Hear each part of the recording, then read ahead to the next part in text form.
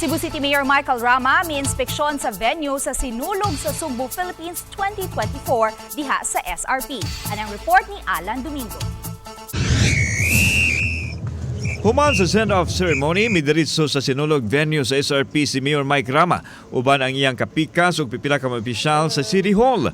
Mahinangpon og malaumon ang mayor nga mahuman sa dili pa moabot ang Sinulog Grand Mardi Gras sanglit paspas ang pagtrabaho nini. Mga kuhan yun mo nga makuman yun ni. Prayer and trust in God. Gipaniguro sa mayor nga luwas ang mga contingents nga mo perform ug ang mga tao nga motambong sa Sinulog sa SRP.